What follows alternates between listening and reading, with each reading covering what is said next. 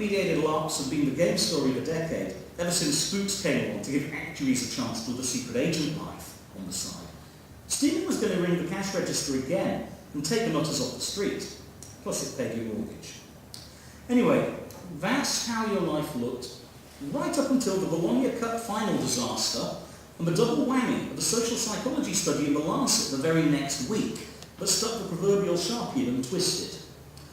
Questions were asked in the lumpy-looking construction site down Holyrood Road, and the ministers did wax worthy and serious and applied the tools of uptight self-righteousness to the rump of the dead equine of games industry self-regulation with vigour and gusto. At which point, LucasSoft's managers revisited the risk-value trade-off inherent in defending their investment in the second division virtual football game against a class-action lawsuit, and they decided the professional thing to do was to downsize your team's ass.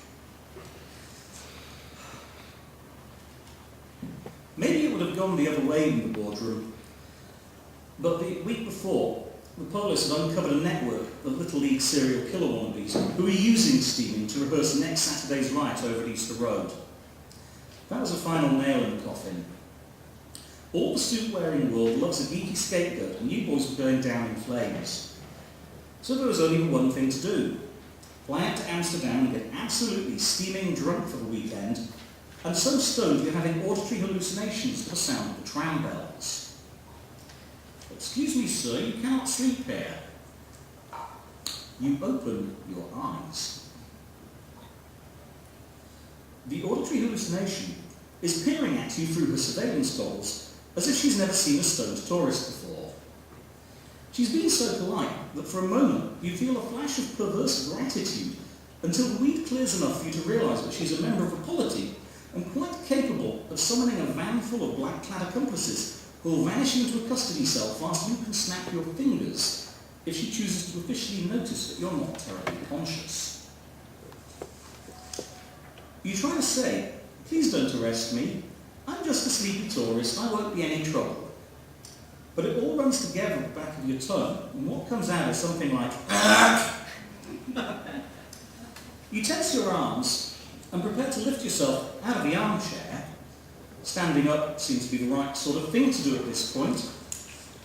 And that's when you realise the armchair is situated adjacent to a street sign on a pole, to which your friends have kindly handcuffed your left wrist. And the ringing noise won't stop. It's not in your ears after all, is it? Ah, you say, dully staring past the cop in the direction of the antique shop on the other side of the pavement. There's something odd about the window. The pattern the lights make as they reflect off it, or don't, as the case may be. It's broken, you tell yourself. Someone has broken the antique shop window and dragged this annoyingly gazelle armchair out onto the pavement for you to sit in. Talk about game scenarios gone wrong. It's like something you might end up dumped into in Stag Night, The Pursuit, if you start briefing the bridesmaids. Does this chair belong to you, sir? Sometimes, when you laugh, you come out with a burbling, hiccuping sound, like a hyena that's choking to death on its food. You can hear it right now, welling up out of your shirt pocket, tinny and repetitive. It's your personal custom ringtone. Very annoying indeed, but you don't own any money to any bunches of intellectual property bandits. Excuse me, that's my phone. Your right hand is free, so you try and insert your fingers in your shirt pocket and catch the Moby. Somehow in the past hour, your hand has grown cold and numb, and your digits feel like frankfurters as the handset slips past them, giggling maniacally. Pay attention, sir. Did you take that chair from the shop? Who handcuffed you to the no parking sign? I think you'd better blow into this meter, sir.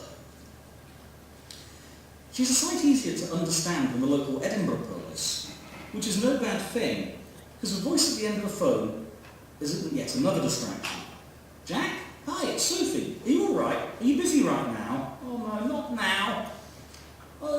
I'll be quick. I'm really sorry, but can you do me a favour? It's Elsie's birthday, the Tuesday after next, and I was wondering... You breathe on the end of the cop's torch as she holds it under your mouth, then swallow.